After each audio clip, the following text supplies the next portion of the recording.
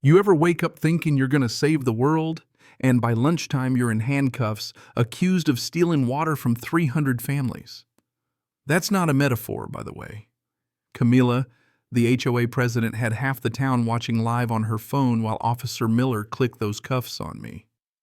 I'm standing there, dirt on my jeans, survey gear still in the truck, and all I can think is 3 days ago I bought this little patch of lake to protect the environment. Now the whole town thinks I'm plotting to shut off their faucets. Welcome to Millbrook population, one very confused new landowner, about 50 angry neighbors, and a parade of bad decisions just getting started. Now look, I'd spent 8 months trying to do this right. Tracking permits, researching plat maps, calling in every favor I had in environmental circles. I thought I was buying peace and quiet. Maybe a couple herons, some fishing. Not a lawsuit. Certainly not a mob. But there I was. Camila barking for the camera. He's going to cut us off, and me staring at the riparian rights clause in my deed, wondering if I'd accidentally bought a damn dam. Officer Miller, bless his heart, really tried to mediate. Mr. Mitchell says he bought a nature preserve. You say he bought your water supply. Those sound like two different things. But Camila, she just doubled down grandfather rights, historical easements, the whole 9 yards. I could see the fear in people's faces. This wasn't Facebook drama. They honestly believed I could shut off their taps. I tried explaining about the impact reports, the permits, how everything I'd done was about saving the lake, not draining it. But then Camila zeroed in. Does your deed include all watershed rights? Why is there a federal stamp instead of a county one? That stopped me cold. I'd seen that stamp during closing. My attorney said it was boilerplate for a property this size legalese to satisfy the feds. So why did everyone look ready to burn me at the stake? Miller asked for my papers. I pointed to the truck deed, impact studies, permits. Camila's voice cracked for the first time. Federal permits? For a nature preserve? Yeah, that's standard, I said, trying to sound more confident than I felt. But as Officer Miller read my deed, his eyebrows went north.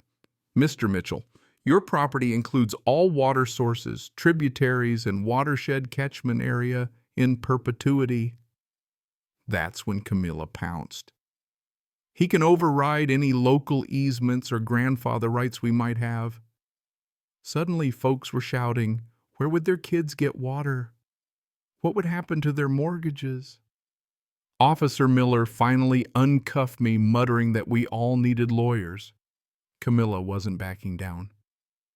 Legal rights matter, and according to this federal deed, you own our water source. And then, as if summoned by the collective anxiety of the crowd, this guy in a suit, Thomas Marcus Morgan, steps up, business card in hand. Water rights attorney, he says, local address, impressive credentials. Mrs. Williams called my office. Cases like this are my specialty. He looks at me steady, reasonable. These things can be resolved amicably once everyone understands the legal framework. For the first time all day, I exhaled. Morgan offers to represent me pro bono. Camila's still suspicious. She spent 20 years fighting off developers, but Morgan says there's usually a solution that protects everyone. I wanted to believe him, I really did. Maybe this was just a weird misunderstanding, but you know how life always throws a twist in Act 2. Back at Morgan's office, I start poring over the documents. The old owner, a developer, had run into trouble when environmentalists blocked their plans. Before that, some shifty title transfers in the 90s. There's a whole folder of public records about previous disputes over water. I'd never seen any federal easement agreements from the 50s when the community built its water system. Morgan's quiet as he reads. This language is unusually comprehensive. All sources, tributaries, and watershed catchment. Not typical for a nature preserve. He overlays federal watershed maps from 1890 on my property lines. Turns out the natural springs that feed the entire town all start on my land. The community's been drawing water here since before Eisenhower was president, but apparently no official federal agreement was ever made. The community's system appears to have been constructed without federal oversight, Morgan says. That's problematic. So I'm sitting there, heart pounding, realizing I've bought the legal equivalent of a landmine. I don't want to cut off water to 300 families. I wanted to save a lake. Morgan says it's possible to negotiate easements, formal agreements that let the community keep access for compensation. The fair market value for water rights like this, 10 to 15 million. I just about choke. My lawyer never mentioned any of this. Morgan says he should have caught it in the title search. And here's the kicker. Camilla's whole presentation at the HOA meeting is meticulous. She's citing federal case law, presenting historical surveys, and scaring the bejesus out of everyone about property values. I'm the villain in her story, a greedy outsider with the power to bankrupt the whole town. Morgan tries to reassure the crowd, talking about easements and fair solutions, but he's got an answer for every question. A little too smooth, if you ask me. That night I call up Dr. Sarah Clark, a historian from the State University. She specializes in water law, and when she hears my story, she agrees to meet. Her office is a shrine to 19th century maps, faded charts, survey markers, everything. Your property was designated a primary municipal water source in 1890, she explains. That's never been revoked. Under current federal law, you own exclusive rights.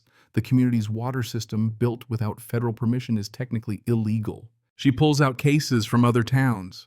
Most of these are resolved with easements, but they have to be done right.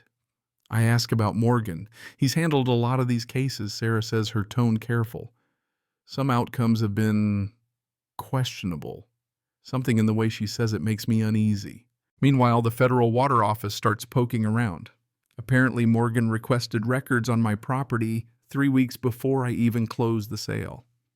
Turns out he'd represented the previous owner, same story, same tactics, all the way back to '95. That owner ended up selling cheap after signing away his rights in an agreement Morgan drafted. The more I dig, the more it looks like Morgan and Camilla have been orchestrating these deals for decades, transferring valuable federal rights to local control under the guise of protecting the community. When the feds come knocking, it's like a switch flips. Mr. Mitchell, you own rights worth millions, but your attorney's agreement is invalid under federal law. They're opening a fraud investigation. Suddenly, I'm not just the villain, I'm the main witness in a case that stretches across state lines. Confronting Morgan is the hardest thing I've ever done. I go to his office at sunrise, documents in hand, voice recorder on. He looks at me, tired, beaten, almost grateful for the chance to come clean. Turns out Camilla's been blackmailing him for years. She spots properties with valuable water rights, calls Morgan.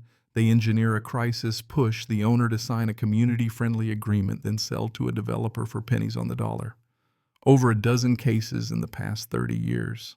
It was never about the environment or the community. It was about power, about making sure federal rights never stayed in private hands, even if it meant destroying lives and careers along the way. My arrest orchestrated. The angry crowd staged to force my hand. Camilla positions herself as a hero, but she's been stealing from people like me for decades. Now here's the real twist. After everything, I could cut off water to the whole town. Legally, I had the right. The feds said they'd protect community access while the investigation played out. I could demand compensation for 70 years of unauthorized use. For a split second, I understood the temptation. But then I looked out at those families, their kids playing sprinklers, running coffee brewing in the morning light. They didn't ask for any of this. So I hand everything to the feds. Morgan and Camilla go down federal fraud, racketeering, conspiracy. Morgan gets 8 years and loses his license. Camilla gets 4+ restitution. The judge thanks me for refusing to let revenge poison my sense of justice. With Sarah Clark, Jim, the retired planner, and Mary, the school teacher, we build a new community water trust, federally supervised, fair to all, protecting both the lake and the families who depend on it.